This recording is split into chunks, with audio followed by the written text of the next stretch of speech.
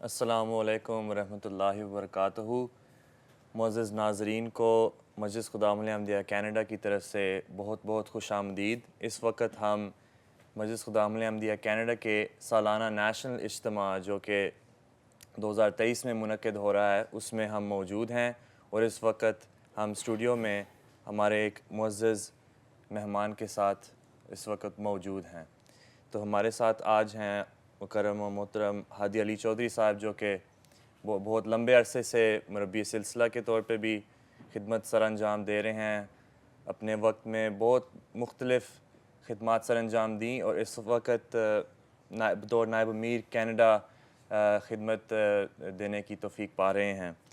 تو معزز ناظرین کے لیے آج کی جو گفتگو ہے وہ تعلق باللہ سے تعلق رکھتی ہے، اور اس وقت ہم ہمارے جو مہمان ہیں ان سے سوالات کریں گے جن سے پھر ناظرین استفادہ بھی پا سکتے ہیں۔ تو ہادی صاحب، جو پہلا سوال ہے وہ یہ ہے کہ بچپن سے ہی ہم اب خدا احمدیہ میں آ گئے ہیں، بچپن سے ہی ہم تعلق باللہ کا جو لفظ ہے یہ جو مرکب ہے اس کو ہم سنتے آ رہے ہیں۔ جی تو اس کے اوپر اگر آپ تھوڑی سی روشنی ڈال دیں کہ اس کا مطلب کیا ہے۔ جی بسم اللہ الرحمن الرحیم، نحمدہ و نصلی علی رسولہ الکریم وعلی عبدہ المسیح الموعود۔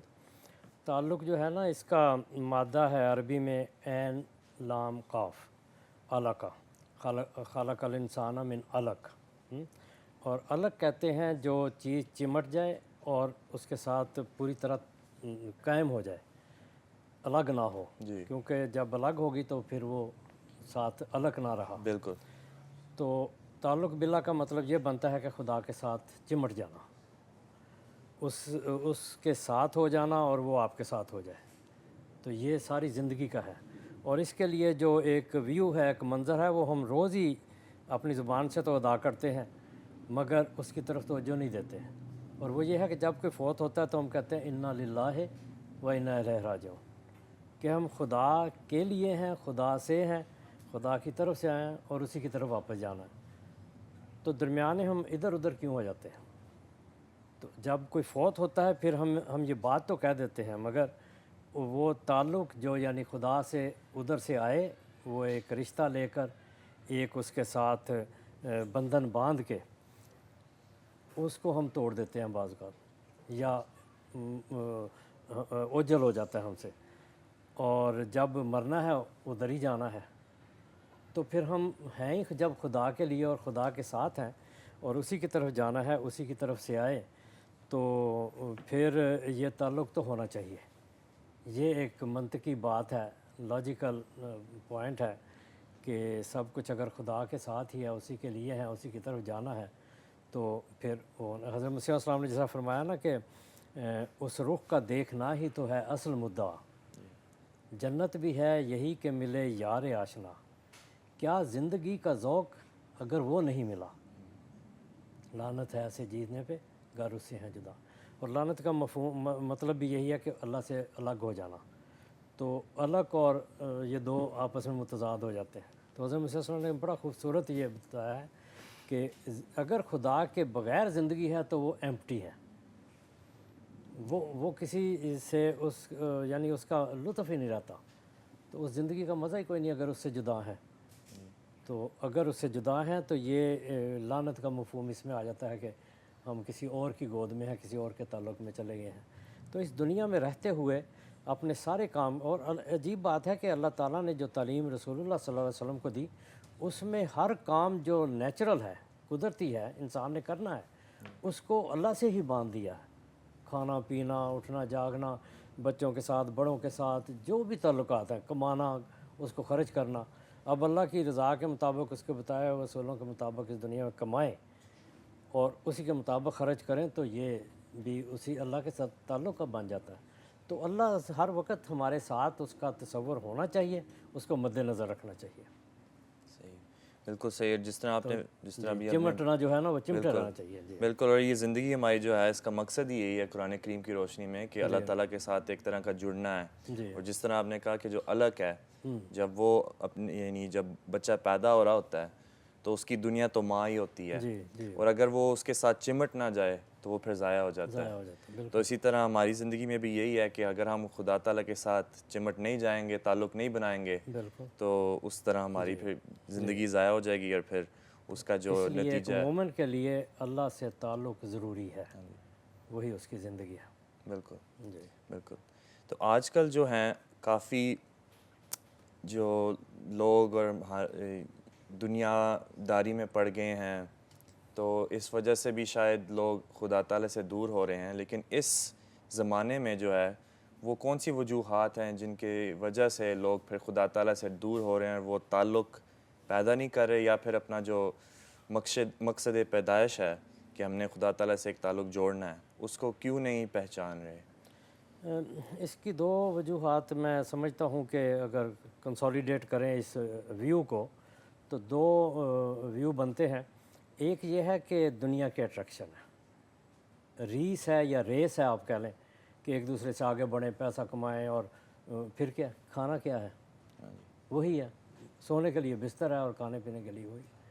تو یہ جو چیزیں ہیں یہ انسان کو ادھر سے غافل کرتی ہیں. ایک تو ادھر کی کشش ہے, اٹریکشن, اور دوسرا یہ ہے کہ ادھر دین کی طرف توجہ کم دینا, اور اس میں بنیادی بات اطاعت کی ہے. اگر اطاعت کا مفہوم سمجھ لیں تو یہی اصل زندگی ہے. جو حضرت صلی اللہ علیہ وسلم نے فرمایا نا, ابھی بات ہوئی تھی کہ کیا لطف زندگی کا, کیا ذوق زندگی کا اگر وہ نہیں ملا, ہے نا. جی تو زندگی جو کا اصل لطف ہے وہ خدا تعالیٰ سے ہے, اور خدا تعالیٰ اطاعت سے ملتا ہے. اب دیکھیں, ابھی انصار اللہ کے اجتماع پہ ایک ٹاپک تھا کہ استجیبوا للہ ولرسول اذا دعاکم لما یحییکم. ہاں جی, اس میں بڑی تقریریں ہوئیں کہ اگر اللہ اور اس کا رسول تمہیں بلاتا ہے, کس لیے بلاتا ہے؟ کہ تمہیں زندگی دے, تو اس لیے تم اس کی بات کا جواب دو, یعنی اس کی اطاعت کرو. اب یہ آیت جو ہے میں لے کر آیا تھا, کیونکہ مجھے سوالوں کا تو پتہ نہیں تھا, لیکن یہ تھا کہ تعلق باللہ کے سلسلے میں خدام کے خاص طور پر مد نظر رکھتے ہوئے, اب یہ جو آیت ہے سورۃ انفال کی آیت نمبر 25 ہے کہ اگر اللہ بلاتا ہے تمہیں تو اللہ اور اس کا رسول, تو اس کی اطاعت کرو, اس کی بات مانو. استجیبوا کا معنی ہے اس کا جواب دو, ہاں حاضر ہے. اب یہ دیکھیں, اس سے پہلے یہ مضمون شروع ہو جاتا ہے 21 نمبر آیت سے. اللہ فرماتا ہے یا ایھا الذین آمنوا اطیعوا اللہ ورسولہ ولا تولوا عنہ. اللہ اور اس کے رسول کی اطاعت کرو اے وہ جو مومن ہو, ایمان لائے ہو. ولا تولوا عنہ, اور اس سے پھرو نہیں, دور نہ جاؤ, انکار نہ کرو. وانتم تسمعون, جب کہ تم بات سن رہے ہو, تمہیں آرڈر کا پتہ ہے, تمہیں تعلیم کا پتہ ہے, تمہیں ہر چیز جو خدا تعالیٰ کی طرف سے آتی ہے, اس کا نظام ہے, رسول ہے, پھر خلافت ہے, اس کی طرف سے جو بھی حکم ہوتا ہے وہ تم سن رہے ہو, تو سن کے ادھر نہ جاؤ. تو سب سے پہلی بات کیا ہوگی کہ اگر تمہارے کان میں آواز پڑی ہے تو اس کی اطاعت کرو. آگے دیکھیں کتنا بڑا اللہ تعالیٰ نے یہاں انذار کیا ہے, تنبیہ کی ہے. ولا تکونوا کالذین قالوا سمعنا وهم لا یسمعون.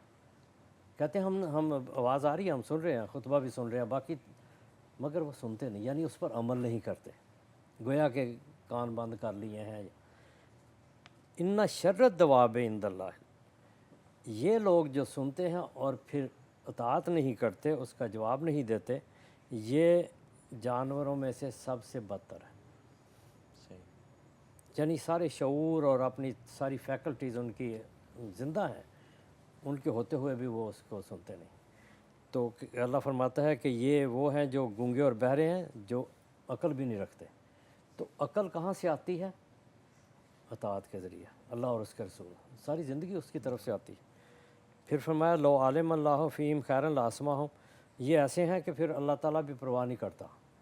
اگر ان میں کوئی خیر ہوتی تو اللہ تعالیٰ ضرور کسی طریقے سے ان کو سمجھا دیتا, مگر پھر اللہ بھی چھوڑ, کیونکہ فری ول ہے تو اللہ چھوڑ دیتا ہے. پھر اس کے بعد اللہ فرماتا ہے کہ اے مومنو, اللہ اور اس کے رسول کی آواز پر لبیک کہو, اس کی آواز سنو, اس کا جواب دو جب وہ تمہیں بلائے, لما یحییکم, کیونکہ وہ تمہیں زندگی دیتا ہے.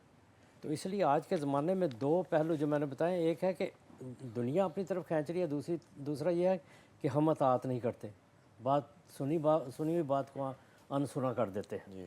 تو اس لیے آج کے زمانے میں خاص طور پر خدام کو اس اپنے شعور کو، اپنی سوچ کو، اپنی عقل کو، اپنے ہر ارادے کو ادھر لگانا چاہیے کہ ہماری روحانی زندگی بلکہ اس جسمانی زندگی بھی چونکہ خدا سے تعلق رکھتی ہے، اسی کے ساتھ ہم اٹکے ہوئے ہیں، چپکے ہوئے ہیں، تو ہم نے جانا کہاں ہے؟ آخر اس کے پاس ہی جانا ہے۔ جی تو اس لیے آج اس کی بات مان لے تو کل وہ جنت بھی ہے یہی کہ ملے یار آشنا، وہ خدا مل جائے گا، جی اس کے ساتھ تعلق ہو جائے گا تو انسان یہ زندگی پالے گا۔ تو اس زمانے میں ہمیں خدام کو خاص طور پر توجہ دینی چاہیے اور اس کو سوچنا چاہیے، اپنے اندر اس کو انالائز کرنا چاہیے کہ ہم کون ہیں، کیا ہیں، کہاں جانا ہے۔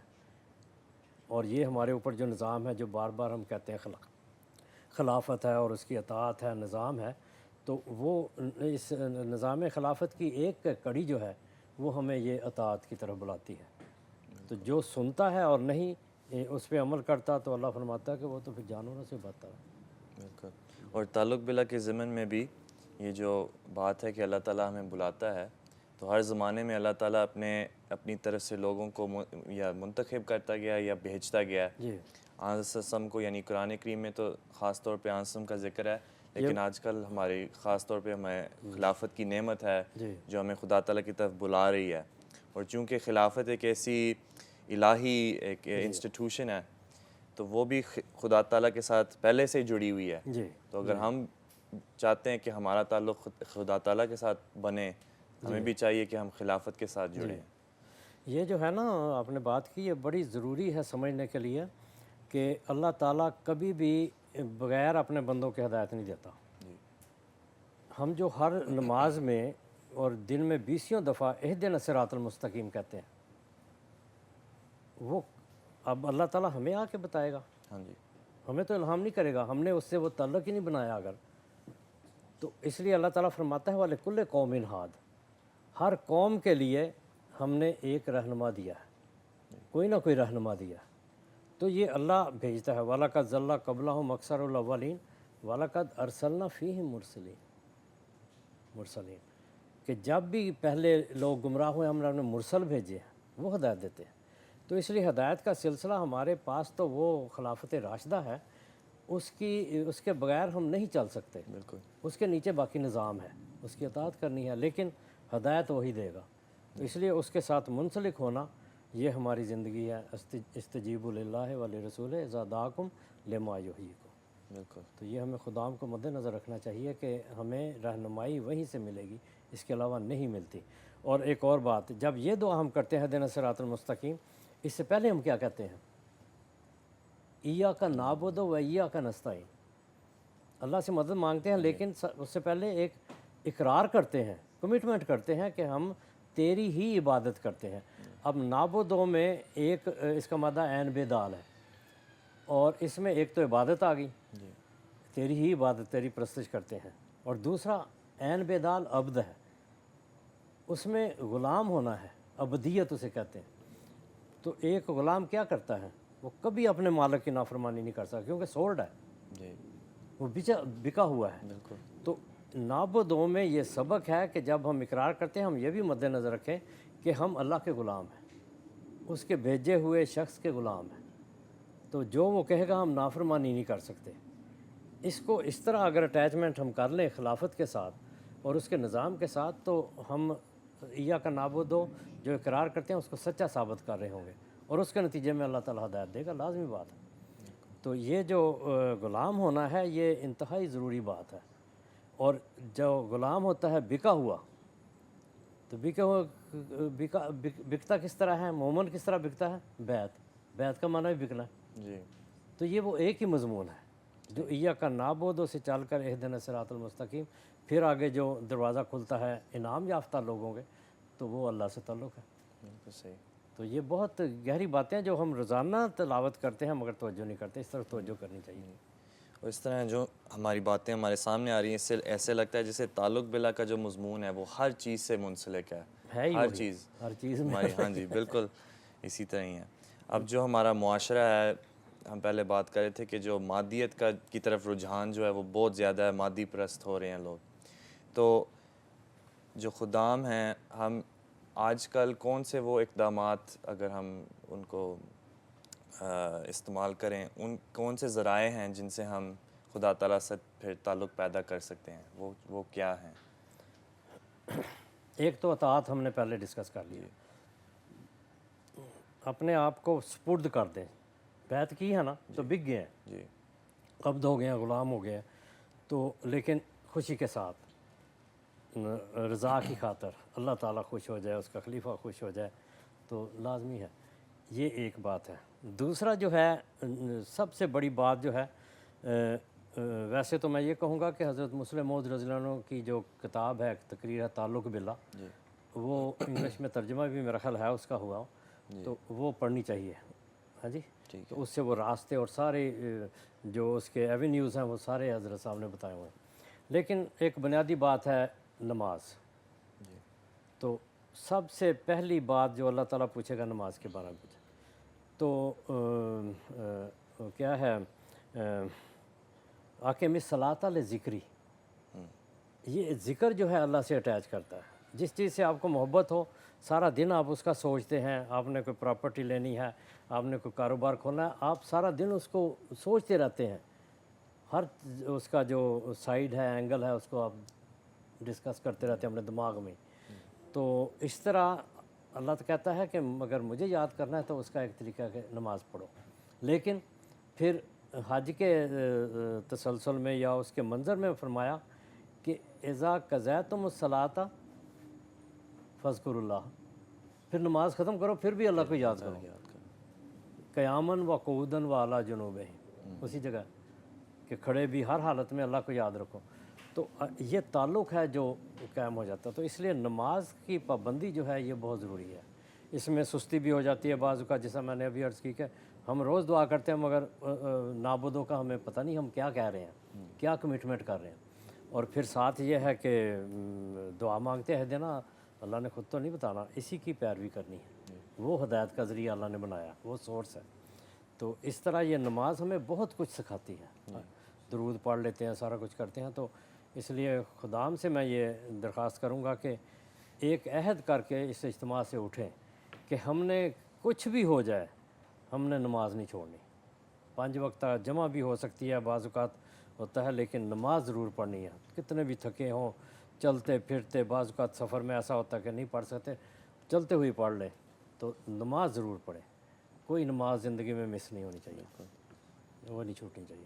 نماز جو ہے وہ خدا تعالیٰ کے ساتھ تو ویسے بھی ہماری نیکیاں ایک طرح سے خدا تعالیٰ کی طرف ہمیں لے جاتی ہیں، جی جو ہماری اچھی باتیں ہیں، لیکن نماز وہ میرے خیال میں ایک خاص طریقہ ہے جس سے خدا تعالیٰ سے ایک ذاتی تعلق پیدا ہو جاتا ہے، اور حضرت مسیح علیہ السلام نے بھی فرمایا ہے کہ اگر آپ نماز میں اپنے سجدوں میں اپنی زبان میں جس طرح آپ گفتگو کرتے ہیں عام طور پہ، اگر خدا تعالیٰ سے اس طرح بات نہیں کر رہے تو پھر آپ کی نماز ٹوٹی ہوئی ہے، تو اس طرح بھی پھر ہمارے خدام بھائی جو ہیں وہ کوشش کریں کہ جو خدا تعالیٰ کے ساتھ ہے اپنی ذاتی زبان میں ذاتی طریقے سے جی، وہ خدا تعالیٰ سے بات کریں نماز میں۔ حضرت مسیح السلام نے تو نماز کے بارے میں اتنا لکھا ہے، یہ ایسنس آف اسلام کتاب ہے نا، جی جی انگلش میں بھی ہے، اردو میں بھی ہے، اس میں نماز کا چیپٹر دیکھیں، مثلا یہ براہین احمدیہ کا پوری وہ تفصیل، براہین احمدیہ حصہ پنجم میں جو نماز انسان کی ظاہری پیدائش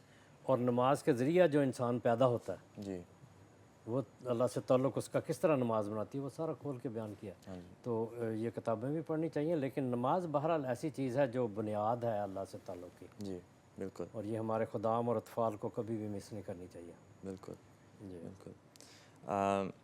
مولوی صاحب، آپ کو حضرت خلیفۃ المسیح الرابع رحمہ اللہ کے ساتھ کافی وقت گزارنے کا موقع ملا، تو آپ کو بھی اندازہ ہوگا، آپ نے خود دیکھا بھی ہوگا کہ خلیفہ وقت کا خدا تعالیٰ کے ساتھ کس طرح ایک پختہ تعلق ہوتا ہے جو دنیا میں بے نظیر ہے، تو اس کے حوالے سے اگر کوئی واقعات ہوں یا ایک واقعہ اگر آپ بتا دیں مختصراً۔ ہاں، نہیں، بے شمار واقعات ہیں، ہر طرح کے ہی ہیں، علاج کے بھی ہیں، بچوں کے نام رکھنے کے بارے میں بھی ہیں، قبولیت دعا کے ہیں، بے شمار ہیں کئی قسم کے، وہ میں نے جمع بھی کیے ہیں، حضرت صاحب کے بارے میں کتاب بھی لکھی ہے، لیکن بہرحال اور لمبے لمبے واقعات بھی ہیں، ایک کے بعد دوسرا اسی میں نشان آتے جاتے ہیں۔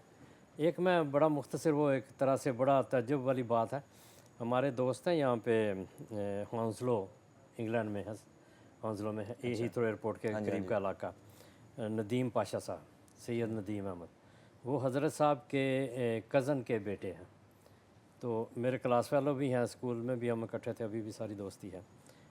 उन्होंने लिखा ये वाक़या कि वो जो मिशन हाउस है हंसलों का, उसकी तामीर और रेनोवेशन हो रही थी, तो छत जो थी वो नई डाल रहे थे। तो जो कंपनी जिसको कॉन्ट्रैक्ट दिया था, उनका कोई कॉन्ट्रैक्ट इस तरह था कि उन्होंने वक्त अपना उसमें काउंट करना था। तो ऊपर से बारिश हो गई जी। तो इंग्लैंड में बारिश ऐसे चलती भी रहती है, कभी भारी कभी हल्की। तो वो जिस दिन उन्होंने काम शुरू एक दिन तो किया था, अगले दिन बारिश हो गई और वो काम वो था जो ड्राई जल्दी होना चाहिए था। तो बारिश रुक नहीं रही थी, उन्होंने ज़ोर तक इंतज़ार किया। तो उसके बाद वो कहने लगे कि अब हम चलते हैं, ये तो लंबी चल रही है बारिश। तो पाशा साहब अचानक वहाँ उनको कहते हैं, यही निगरानी कर रहे थे रेनोवेशन की जमात की तरफ से, तो कहने लगे ठहरो मैं अभी बारिश बंद करवा के आता हूँ। सही। तो वो गए, उन्होंने कहा ये क्या कह रहा, बारिश बंद करवा के आता हूँ। तो वो गए, फ़ौरन फ़ोन किया, ज़ोर की नमाज़ के लिए हज़रत साहब जाने ही वाले थे। तो उन्होंने फ़ोन किया तो प्राइवेट सेक्रेटरी ने कहा, उन्होंने कहा फ़ौरी मुझे हज़रत साहब से बात करनी है, आधा मिनट मुझे बात। उन्होंने बात की तो उन्होंने कहा मिला दें।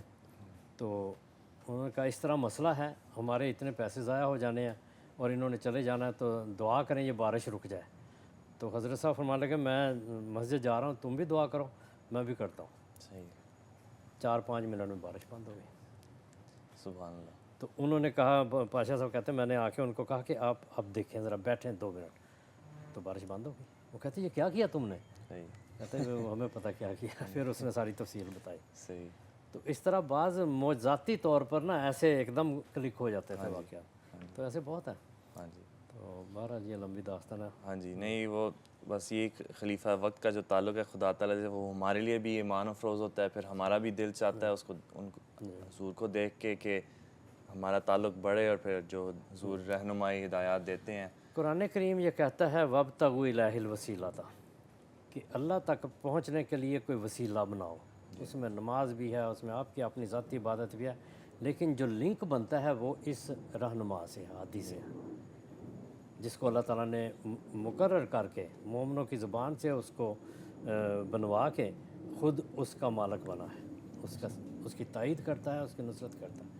तो इसलिए उसके ज़रिए चलो, उसकी अताअत करो, तो अल्लाह ताला आपको मिलेगा। बिल्कुल सही। आप भी वो चीज़ें देखेंगे। जी। आखिर में मौलवी साहब मुख्तसरन बता दें कि ये जो इज्तिमा का मौका है, खुदाम भाई इकट्ठे हो रहे हैं। हमारे इस्लाम में अगर देख लें तो हर मौके पर हम जमा हो जाते हैं एक जगह, बाजमात नमाज होती है, तो वो हम सारे इकट्ठे होकर नमाज़ पढ़ते हैं।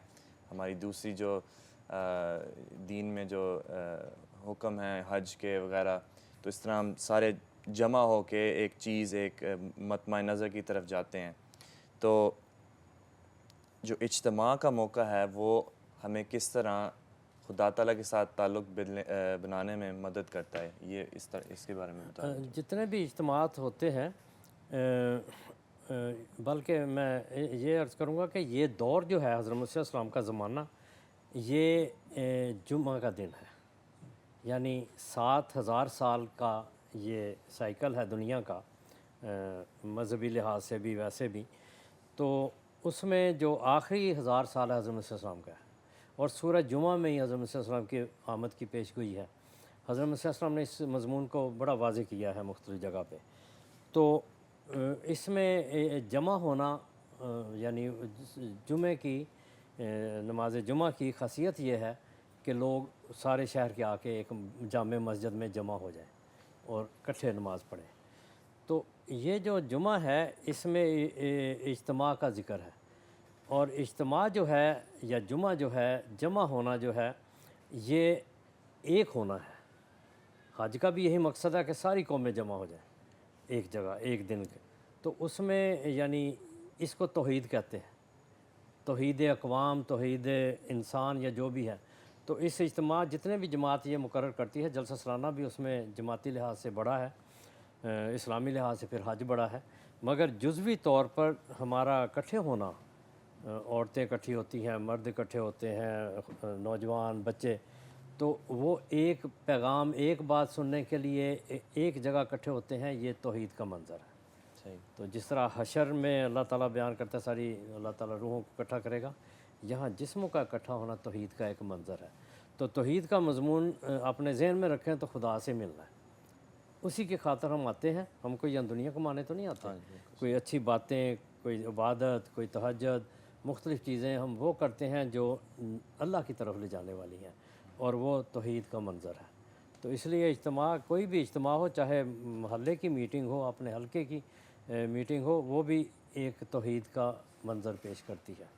تو اس کا سارا تعلق جمعے سے ہے، جمعہ اور اجتماع ایک ہی معنی ہیں، تو اس لیے اس کو اللہ کی توحید سے باندھنا چاہیے، اور تصور وہی ہے بیسیکلی، بنیادی طور پر یہ توحید کا تصور ہے، اسی کے لیے جمع کیا جاتا ہے۔ باقی اس کی اغراض جو ہیں وہ بار بار سنائی جاتی ہیں، تاکہ نیکی پیدا ہو، تقوی پیدا ہو، خدا کی طرف آئیں، اور جسمانی لحاظ سے بھی تگڑے ہوں، تاکہ عبادت اور دوسرے دینی کاموں کے لیے، دینی کام کرنا بھی یہ ایک عبادت ہے۔ غلام جو ہے وہ کام ہی کرتا پھرتا نا، تو اس لیے ہمیں کام کرنے ہیں، جماعت کو وقت دینا ہے۔ آپ کے عہد میں بھی یہ شامل ہے کہ جان، مال، عزت اور وقت، تو ہر چیز جب خدا کی کے لیے ہم نے دینی ہے تو پھر وہ توحید کا منظر ہے، سارے ہی دیتے ہیں تو ادھر ہی دیتے ہیں۔ بالکل، تو اس لیے اجتماع میں حاضری، اجتماع میں حاضر ہونا اور اس سے فائدہ اٹھانا، اس میں ہر چیز کو سننا اور حصہ لینا وہ ضروری ہے۔ بالکل صحیح۔ اجتماع میں جب ہم جمع ہوتے ہیں، نماز میں بھی یہی حکمت ہے کہ جب مومنین جمع ہوں تو ایک شخص کا دوسرے پہ بھی اثر ہوتا ہے، جی جو تھوڑا سا کمزور ہوتا ہے وہ دوسرے جو طاقتور ہیں ان سے اس سے تقویت پکڑتا ہے۔ صحبت صالحین بالکل والا مضمون۔ جی بالکل، تو اس طرح جب ہم خدام بھائی یا جہاں پہ بھی ہم جمع ہوں، وہ جمع ہونا لازمی ہے، جس طرح نماز میں جمع ہونا لازمی ہے، اسی طرح ہمارے جو پروگرام ہیں ان میں جمع ہونا لازمی ہے، کیونکہ ایک بندے کی روحانیت جب ایک سارے لوگ اکٹھے ہو جائیں اور ایک چیز کو حاصل کرنے کی کوشش کریں تو وہ پھر آسان ہو جاتا ہے کام۔ بالکل بالکل۔